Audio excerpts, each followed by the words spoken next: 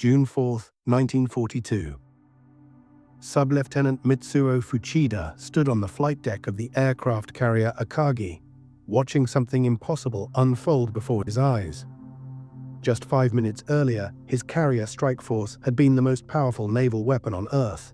Invincible, unstoppable.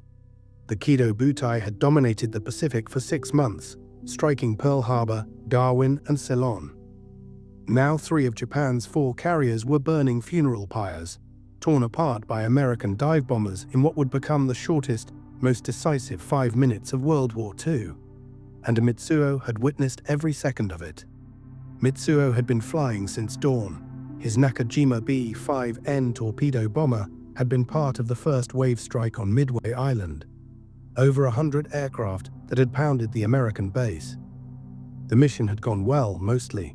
They'd hit hangars, fuel dumps, and runways. But Midway's defenses proved tougher than expected. Anti-aircraft fire had been intense, more concentrated than anything they'd faced since Pearl Harbor. His aircraft had taken damage, shrapnel had punctured the fuselage, his rear gunner had been wounded by fragments, but they'd made it back. As Mitsuo approached the Akagi for landing, he could see the entire Kido Butai spread across the ocean below him. 4 massive aircraft carriers, Akagi, Kaga, Soryu, and Hiryu. Surrounding them a protective screen of battleships, cruisers, and destroyers. It was the most powerful naval force Japan had ever assembled, and from his cockpit it looked absolutely invincible. The morning sun glinted off the water, the sea was relatively calm, perfect conditions for flight operations. Mitsuo had been part of this strike force since Pearl Harbor 6 months earlier. He'd flown missions against Wake Island, against Port Darwin in Australia, and against Ceylon in the Indian Ocean. Every mission had been a victory. Every target had been destroyed. The Kido Butai had never been defeated, never even seriously challenged. But when Mitsuo's damaged bomber finally touched down on the Akagi's deck, he immediately sensed something was wrong. The flight deck was chaos. Organized chaos, but chaos nonetheless. Aircraft were parked everywhere, wingtip to wingtip. Some were being refueled, others were being rearmed. Deck crews ran between them, pushing fuel lines and hauling bombs and torpedoes.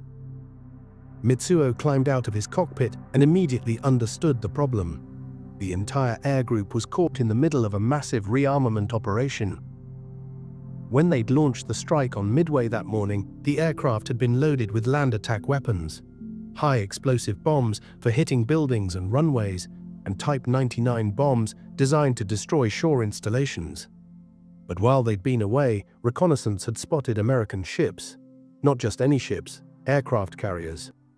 Admiral Nagumo had ordered all aircraft to switch from land attack weapons to anti-ship weapons, torpedoes and armor-piercing bombs, including Type 91 torpedoes capable of sinking capital ships. So now the deck was covered with aircraft, some with their original bombs still attached, others with new torpedoes being loaded, and absolutely everywhere ammunition.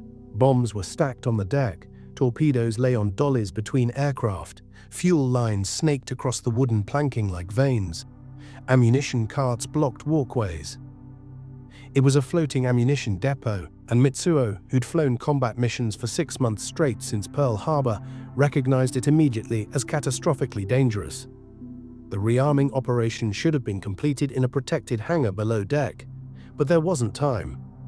Admiral Nagumo wanted the strike launched immediately against the American carriers, so everything was being done on the open flight deck, exposed to the sky, vulnerable to attack from above. Mitsuo watched deck crews struggling with heavy Type 91 torpedoes. Each one weighed over 1,800 pounds. They were difficult to move and difficult to load, requiring 6 men and specialized equipment. Other crews were disconnecting land attack bombs, carefully lowering them on dollies, wheeling them toward the elevators to be taken below deck, and storing them in the magazines. But the process was slow, painfully slow, and meanwhile aircraft returning from Midway needed to land. They were low on fuel, some were damaged. Pilots were circling overhead, waiting for the deck to be cleared. Mitsuo's rear gunner was taken to sickbay. His aircraft was pushed to the side of the deck to make room for others. He walked among the parked aircraft, and what he saw made his stomach tighten. The deck was so crowded there was barely room to move between the planes. Every single aircraft was a bomb waiting to explode. Fuel tanks were full, ammunition was loaded, ordnance was exposed, and all of it was sitting on an open deck with nothing but sky above. He counted the aircraft, over 30 on the Akagi's deck alone, each one fueled and armed, each one capable of creating a massive secondary explosion if hit. He thought about the war games they'd conducted before the operation. In those exercises, American forces had caught Japanese carriers during rearming operations, and the umpires had ruled that multiple carriers would be hit and damaged. But senior officers had overruled the results and dismissed the warnings as too unlikely. The Americans won't be that aggressive, they'd said. Mitsuo had been at those war games, and he'd seen the dismissal of the warnings. Now, standing on this crowded deck, he wondered if those warnings had been correct. Mitsuo needed to report to his squadron leader about the mission and the damage to his aircraft. He made his way to the island superstructure, climbing the ladders to the operations level. The bridge was tense, filled with officers receiving reports, issuing orders, and trying to coordinate the complex ballet of landing, refueling, and rearming dozens of aircraft. Admiral Nagumo was receiving conflicting reports about American torpedo bombers that had been attacking for the past hour. They'd been coming in low and slow, wave after wave of obsolete TBD devastators trying to attack the carriers at wave-top height. The Zeros had massacred them. One squadron after another was shot down into the sea. Mitsuo had seen some of the action from his cockpit during his approach. American torpedo bombers struggling through walls of anti-aircraft fire and swarms of Zeros. It had been a slaughter. Not a single torpedo had hit any carrier. The American attack seemed almost suicidal, uncoordinated, desperate, and poorly executed. Some officers were actually laughing about how poorly the Americans were performing. "They have no spirit," one officer said. "No coordination. They attack piecemeal, and we destroy them piecemeal." But Mitsuo wasn't laughing. He'd seen the American base at Midway. He'd watched those defenders fight with ferocity despite being outnumbered and outgunned. These weren't the actions of a defeated, demoralized enemy. Something else was happening. Something he couldn't quite identify, but could feel in his gut. Down on the flight deck, the rearming operation continued with desperate urgency. Maintenance crews were trying to patch damaged aircraft, including his own bomber. He walked back down to the deck level and stood near his aircraft, watching the organized chaos unfold around him. At 10:15 in the morning, Mitsuo stood near the island superstructure, waiting for word on whether his aircraft would be ready for the next strike. Around him, the rearming operation was reaching its final stages. Most aircraft now had anti-ship weapons loaded. Torpedoes hung beneath fuselages. Armor-piercing bombs were secured to hard points. The strike force was almost ready. Just a few more minutes, and they could launch against the American carriers. Mitsuo watched the Zero fighters overhead, flying low-level combat air patrol, maybe 2,000 feet above the carriers. They'd been drawn down by the American torpedo attacks. Wave after wave of slow, vulnerable TBD devastators had come in at wave-top height. The Zeros had shot them down systematically, squadron after squadron. It had been a massacre. Of the 41 TBD devastators that would attack the Japanese carriers that morning, only 6 would survive, and not a single torpedo had hit. But something bothered Mitsuo about those attacks. They'd been too persistent, too determined. American pilots had kept coming even when it was obvious they were being slaughtered. They'd kept pressing their attacks even when survival was impossible. Why? Why would they sacrifice themselves so completely unless they were buying time? Unless they were achieving something else? Mitsuo's eyes went back to the sky, scanning high altitude. 15,000 feet, 20,000 feet. That's where dive bombers would come from. That's where the real threat would be. But the Zeros were all down low, chasing the last of the torpedo bombers, and the high altitude was empty, undefended. He felt a chill run down his spine, the experienced pilot's instinct that had kept him alive through 6 months of combat. Something was wrong. Very wrong. At 10:22 in the morning, everything changed in an instant. Mitsuo was standing near his aircraft when he heard the shout from the lookouts. "Dive bombers! Overhead!" He looked up, shielding his eyes against the sun. High above, almost invisible against the bright sky, he saw them, dozens of them. American SBD Dauntless dive bombers. They'd approached from high altitude, above 15,000 feet, where Japanese combat air patrol had been drawn away by the low-flying torpedo bombers. Now they were rolling into their dives, one after another, wings folding back, diving almost vertically toward the carriers below. Mitsuo had maybe 3 seconds to understand what was about to happen. The geometry was perfect, almost mathematically precise. The dive bombers had arrived at exactly the moment when all 4 carriers had their decks crowded with armed and fueled aircraft. The moment when the Kido Butai was most vulnerable, when months of training and doctrine had created a fatal weakness. The first bomb hit the Akagi at 10:22 and 30 seconds, amidships, right in the middle of the flight deck. It was a 1,000-pound bomb.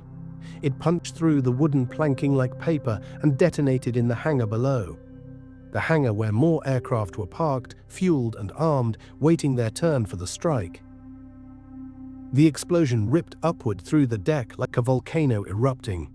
A geyser of flame and debris shot 100 feet into the air, carrying with it pieces of aircraft, equipment, and men. Mitsuo was thrown to the deck by the concussion. His ears rang. The air was suddenly thick with smoke and heat. He scrambled to his feet and saw hell unfold around him in slow motion. A second bomb hit near the stern, then a third near the bridge. Each impact triggered secondary explosions as the bombs and torpedoes stacked on the deck began to detonate in a catastrophic chain reaction. Aircraft exploded where they stood. Fuel ignited in rivers of fire that raced across the wooden deck like liquid death. Men were running and screaming. Some were on fire. Others were thrown into the air by explosions or consumed by fireballs. Mitsuo ran toward the island superstructure, toward any shelter he could find, dodging debris and flames. Around him, the Akagi was tearing itself apart in a cascade of explosions. The detonations weren't stopping. Every few seconds, another blast as stored ammunition cooked off in the intense heat. A Type 91 torpedo exploded on its dolly. The blast wave knocked Mitsuo off his feet again. He felt the heat wash over him.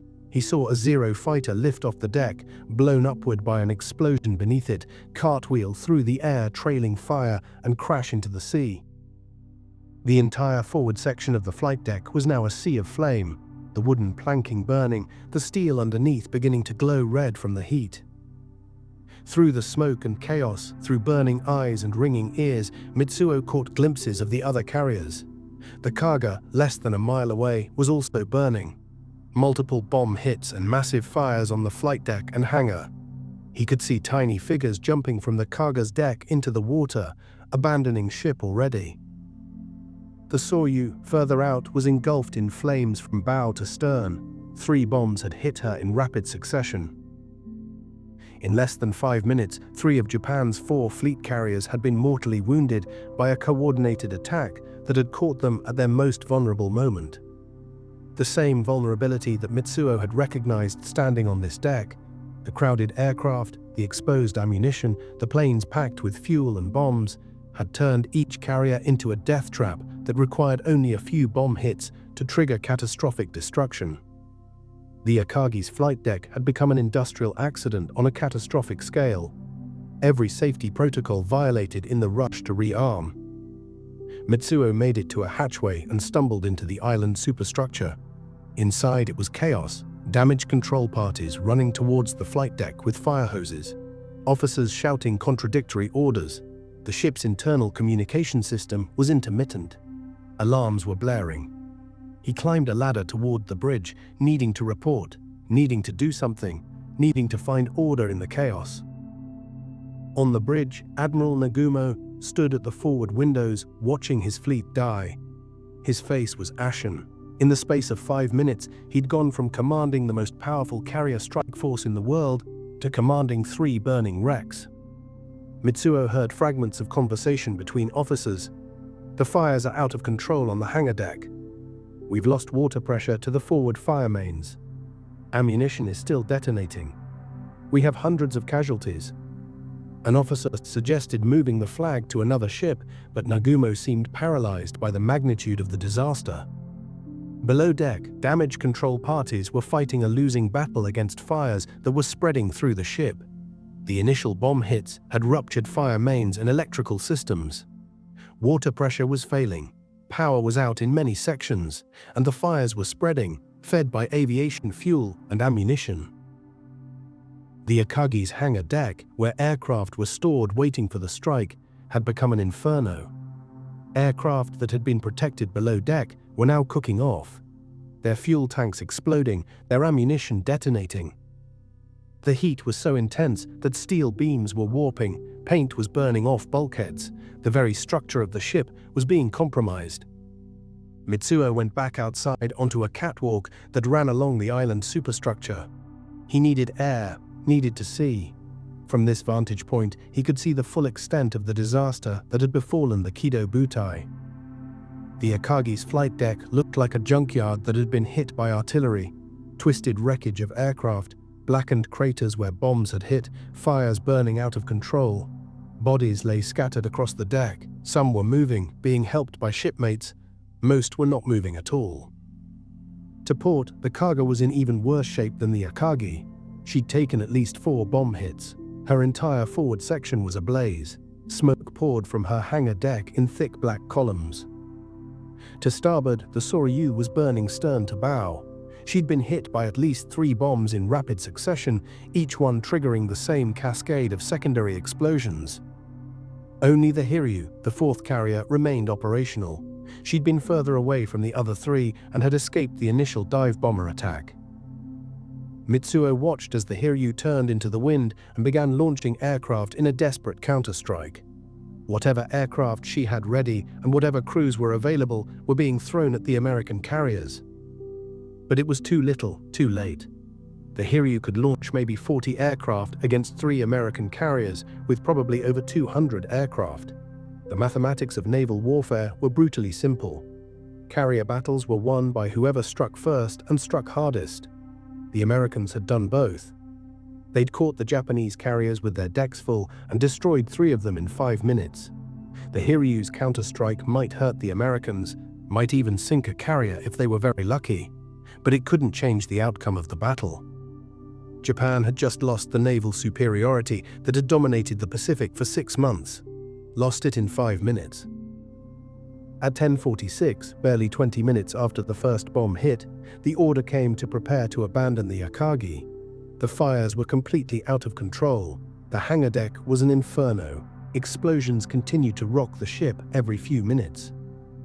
Mitsuo joined the stream of sailors moving toward the flight deck edge, helping wounded comrades, carrying what equipment they could salvage.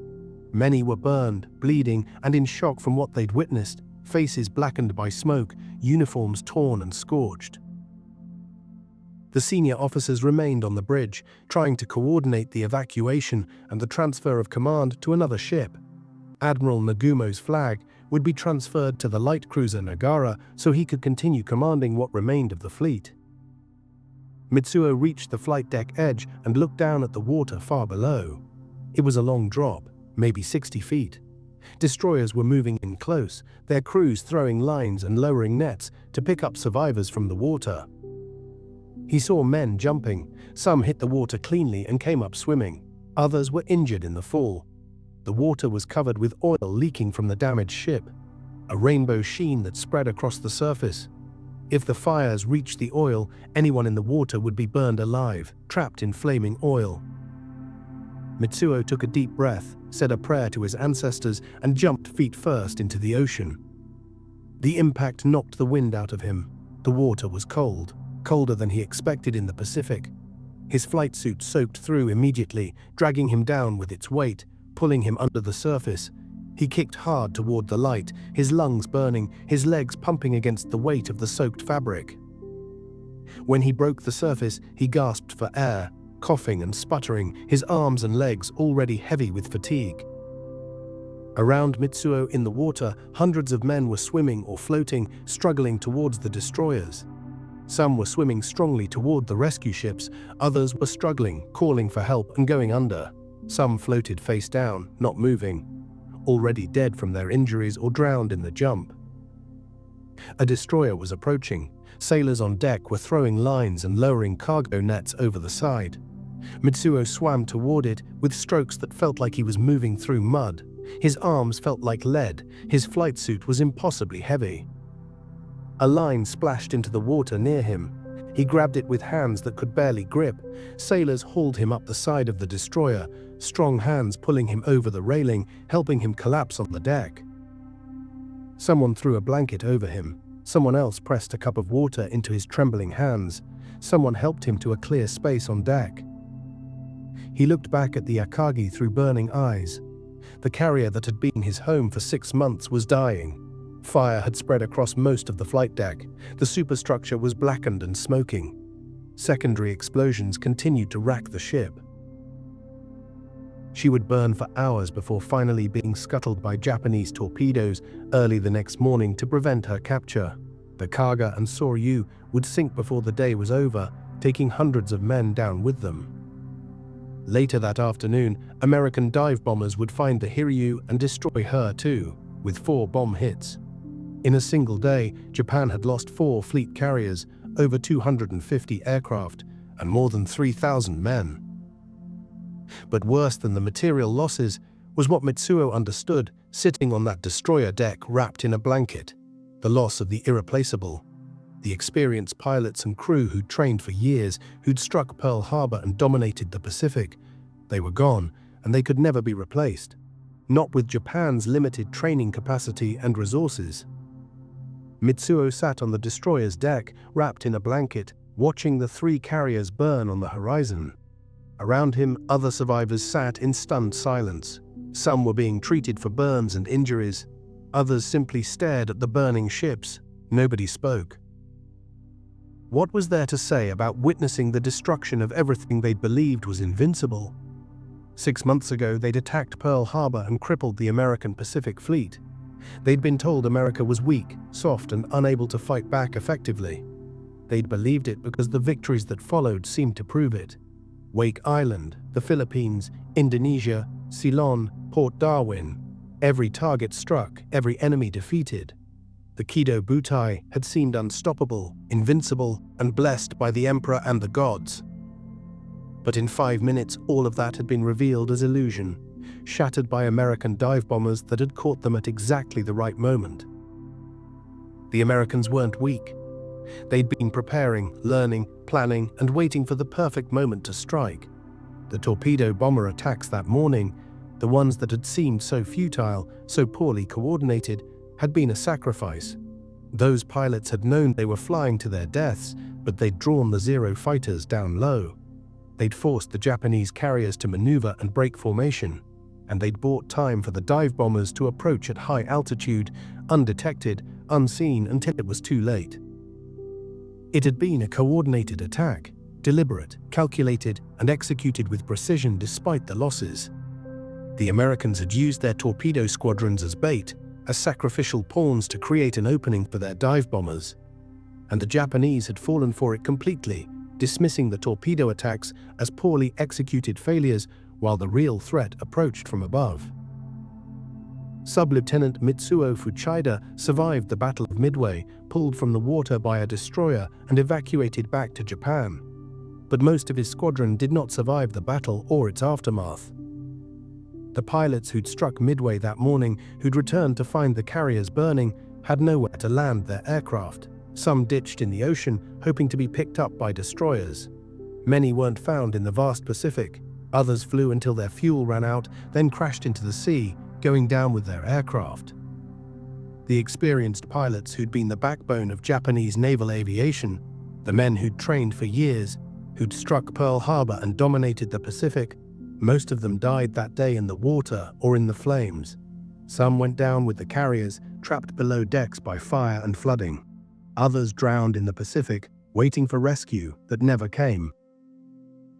Japan would build new carriers in the years that followed. The Taiho, the Shokaku, and the Zuikaku would continue fighting. They'd train new pilots, rushing them through abbreviated training programs to get them into combat faster. But the new pilots would have a fraction of the training hours that Mitsuo's generation had received, and they would die just as quickly against increasingly experienced American pilots. Japan would never recover from what was lost at Midway, not just the ships and planes, but the illusion of invincibility that had sustained them. The 6 months from Pearl Harbor to Midway had been Japan's high-water mark.